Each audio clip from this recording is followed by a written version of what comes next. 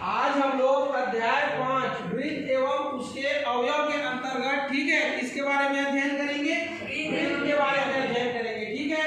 तो सबसे पहले हम लोग एक क्या बनाएंगे, वृत्त बनाएंगे। ये देखिए, ठीक, वृत्त का केंद्र क्या है, यहाँ पर O है। अब हम लोग वृत्त की परिधि पर ये देखिए एक क्या ले लेते हैं, चाप ले लेते हैं। ये चाप AB है, समझ में आया। और कैसा चाप है, लघु चाप है। ये कितना क्लियर है। अब हम लोग क्या करते हैं, देखिए ये जो वृत्त की परिधि पर बिंदु A लिए हैं, इसको केंद्र O से क्या कर देते हैं, मिला देते हैं। तो ये देखिए केंद्र O से वृत्त की परिधि पर स्थित बिंदु A के बीच की दूरी को हम लोग क्या बोलते हैं, त्रिज्या। और वैसा ही हम लोग देखिए B बिंदु को भी केंद्र से क्या कर देते हैं, मिला देते हैं। तो ये भी क्या है, देखिए त्रिज्या है, ठीक है। तो ये चाप AB जो है, ये चाप AB केंद्र पर देखिए क्या बना रहे हैं, एक कोण बना रहे हैं। इस कोण को हम लोग क्या बोलते हैं, तो इस कोण को बोलते हैं हम लोग केंद्रीय कोण। क्या बोलते हैं, केंद्रीय कोण। ये क्लियर है। अब मान लेते हैं इसी लघु चाप के द्वारा वृत्त की परिधि पर, ये देखिए परिधि पर एक बिंदु P ले लिए और बिंदु A से इसको मिला दिए और बिंदु B से भी इसको मिला देते हैं। तो ये लघु चाप AB जो है वृत्त की परिधि पर भी क्या बना रहा है, एक कोण बना रहा है। ये देखिए कौन सा कोण बना रहा है, कोण बना रहा है A, P और B।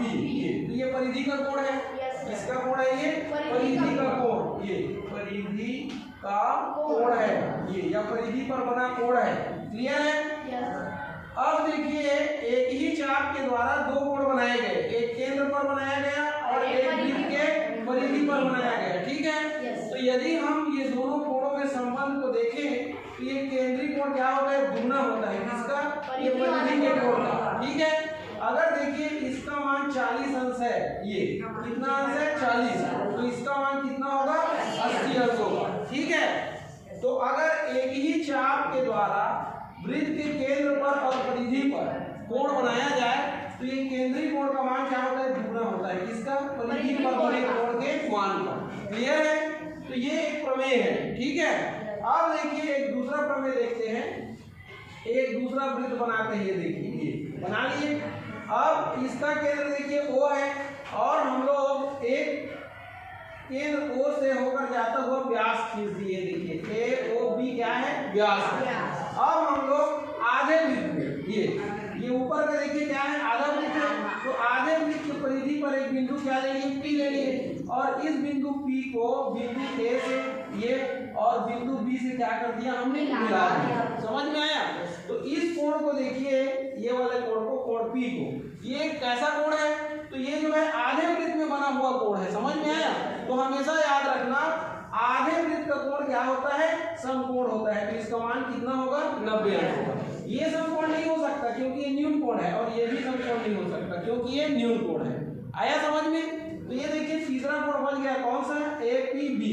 तो ये बिल्कुल यकीनन 90 अंश का होगा।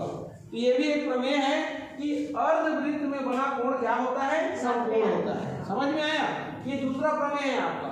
एक तीसरा प्रमेय होता है। तीसरा प्रमेय क्या है, देखिए ये देखिए एक वृत्त बनाया हमने, ये दिखाई दे रहा है, ये इसका हम केंद्र क्या ले लिए, O ले लिए और इसकी परिधि पर फिर से देखिए एक लघु चाप ले लिए। ये समझ में आया। और वृत्त की परिधि के दूसरे साइड इधर लघु चाप लिए तो इसके अपोजिट साइड एक बिंदु क्या ले लिया हमने, P और इधर हमने Q ले लिया। अब हम क्या करेंगे, देखिए बिंदु A को बिंदु P से क्या कर देंगे, मिला देंगे और बिंदु P को बिंदु B से भी क्या कर देंगे, मिला देंगे, ठीक है। तो यहाँ पर देखिए ये लघु चाप AB के द्वारा, किसके द्वारा, लघु चाप AB के द्वारा एक कोण बनाया जा रहा है परिधि पर। कौन सा कोण, APB। ये समझ में आया।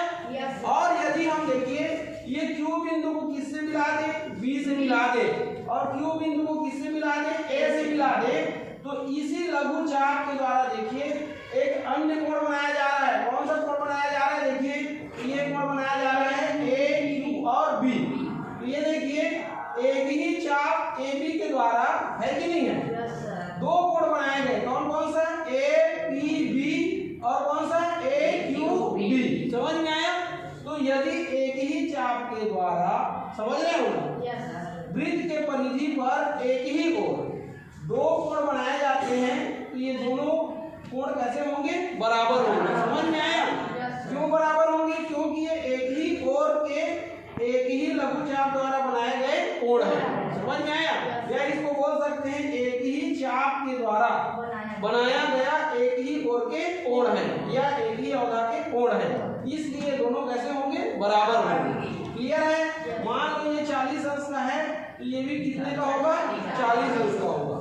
ठीक है, तो कितना प्रमेय हो गया, 3 प्रमेय। एक चौथा प्रमेय देखते हैं। ये देखिए, मान लेते हैं हमारे पास क्या है, एक वृत्त है ये, और वृत्त के अंदर देखिए अगर एक इस प्रकार से क्या बना है, चतुर्भुज बना है ये, तो इसको बोलते हैं हम लोग चक्री चतुर्भुज। क्या बोलते हैं, चक्री चतुर्भुज। अब चक्री चतुर्भुज में देखिए 4 कोण है, कोण ए, कोण बी, कोण सी और कोण डी।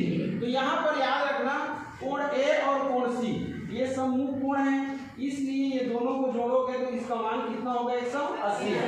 वैसे कोण बी और कोण डी को जोड़ोगे तो ये भी सम्मुख कोण है और इसका मान भी कितना होगा, 180 अंश होगा।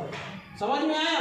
लेकिन ये चक्री जो कोण है, चक्री चतुर्भुज है, वो वृत्त के कहाँ स्थित रहेंगे, अंदर में ही स्थित रहेंगे, ये याद रखना। क्लियर है? इसके बाद एक और प्रमेय है, देखिए वो प्रमेय क्या है, तो ये हमारे पास मान लेते हैं एक वृत्त है। क्या है, एक वृत्त है ये, और इसका केंद्र क्या है, ओ है, और यहाँ पर देखिए ये ए और बी क्या है, जीवा है। ठीक है, अगर आप कहीं केंद्र ओ से जीवा पर लंब डालेंगे, समझ में आया, तो ये लंब जो है जीवा को बराबर बराबर भागों में क्या करता है, विभाजित करता है। समझ में आया?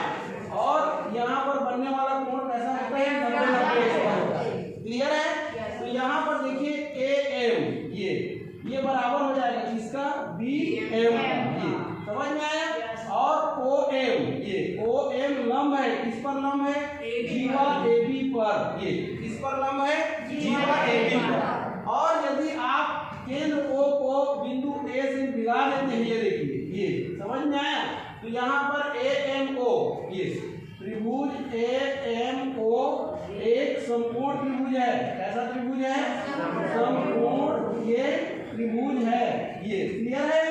जिसका कोण ए एम ओ 90 अंश है, ये कोण ए एम ओ यहाँ पर कितना है, 90 अंश है, इसलिए यहाँ पर पाइथागोरस का प्रमेय लगेगा। और पाइथागोरस के प्रमेय में क्या हो जाएगा, देखिए ये, अतः यदि हम यहाँ क्या लगाएं, पाइथागोरस ये गोरस प्रमेय अगर हम क्या करें, यूज करें, तो क्या हो जाएगा, ये देखिए ओ ए कर्ण है, ये ओ ए का होल स्क्वायर बराबर क्या हो जाएगा, ओ ए का होल स्क्वायर मतलब कर्ण का होल स्क्वायर बराबर ए एम का होल स्क्वायर हो जाएगा, ये और धन क्या हो जाएगा, ओ एम का होल स्क्वायर, ये क्या हो जाएगा, ओ एम का होल स्क्वायर। यहाँ पर देखिए ओ ए क्या है, तो ओ ए है आपका कर्ण, ये तो कर्ण का वर्ग ये बराबर ए एम क्या है, देखिए आधार, क्या है, आधार, ये आधार का वर्ग धन, ओ एम क्या है, लंब है, ये क्या है,